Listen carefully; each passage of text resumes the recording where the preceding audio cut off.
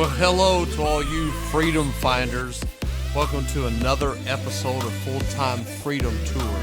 Today we're actually going to take you behind the scenes to share our heart on our new property down in Micanopy, Florida. I know you've been seeing some videos and pictures and watching our social media, but we thought we would kind of stop for a minute and just give you our heart, and especially let my wife share her heart on what we're going to do with this property down in Florida. Stay tuned.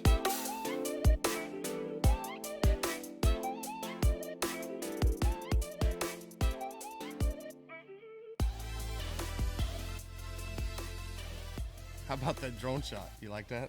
You like that? It's my little drone I got going on there.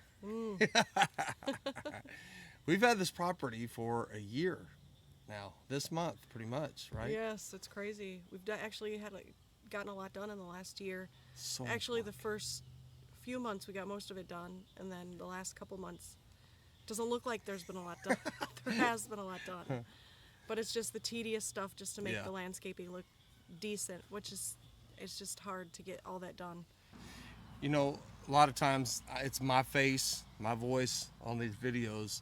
And this property is, obviously we got a lot of plans for it, but one of the greatest things that we're going to do here is get to see Gale's heart, Gale's passion come to fruition. So I just wanted to talk to you a little bit about that today on this video. What do you see for this property? So I think what I envisioned is this property to be a hand up, not a hand out. So in other words, we have some friends of ours that have a discipleship / faith-based rehab down in middle southern Florida, if you will. And so they send their women and children, if they have them, through an 18 to 24 month program. And then once they get out, sometimes they go home, or sometimes there's some women that don't really have a place to go because they don't want to go back to where they came from.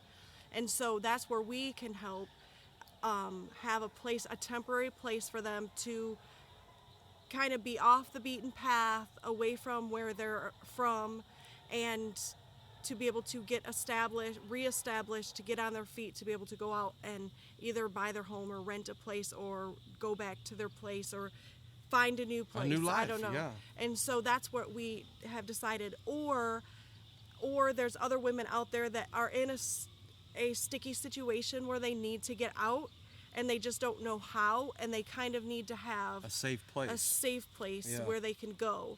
And we're not here to reinvent the wheel as far as be a rehab or have counseling or anything like that, but we will have connections as to how they can get that if they need that. Just facilitate a safe place. I think that through her contacts and her passion, we've met some incredible ministries, especially in the Bradenton, Florida area, and they're in talking with them, that we found out their number one need is what happens after rehab. You know, they need some place that they can start over. And while we were down there, we were kind of just tossing the idea around to the girls, and we had 3 girls like start crying on us and like raise their hands like, sign me up today, you know. And, you know, it is not an easy task. This is... Right, and also there's another rehab that's all over the nation called Teen Challenge, but it's actually for a lot of adults go there too. And there's a lot of adults there that we had actually met a few months ago, a lot of women that were like, I don't have a place to go. And one lady was actually going to stay with her like 90-year-old great aunt, just to be able to have a roof over her head and not be able to and not have to go back to where she came from. So it wasn't convenient, it wasn't ideal, and it's not what she wanted to do, but that's the only choice that she had. So if we have a place like this that we could offer them as a place to be able to, like I said, stay, get established, and then move on. Yeah. So just like Johnny said, just a safe place to get back into the real world after, you know, being 18 to 24 months in a rehab where they take everything away from you. So all you phones, have no internet, connection to the outside world for the first 7-8 months, depending on on the situation, and they slowly get you back into it. So, being on your own sometimes is,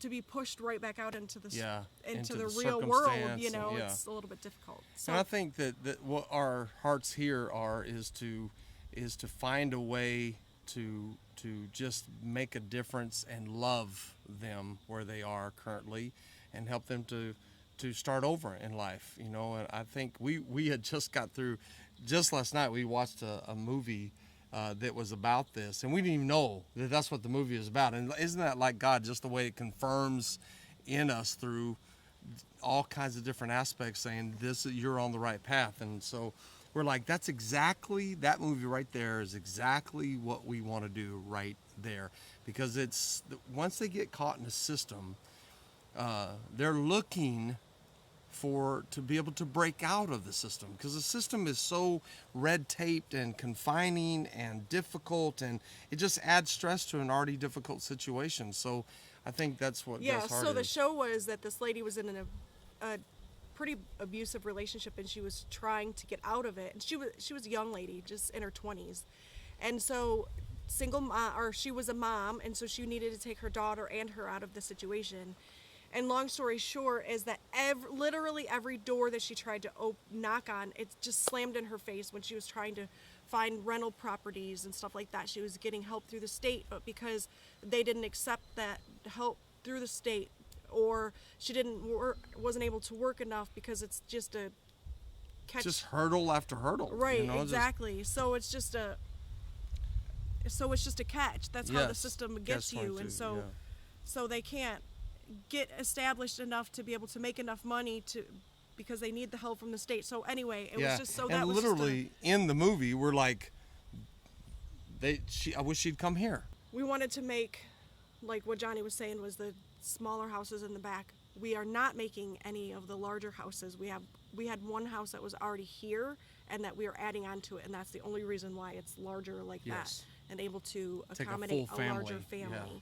But everything else is going to be on a smaller scale, because it's not going to be a permanent thing. It's just going to be a temporary thing, so they can get established that way.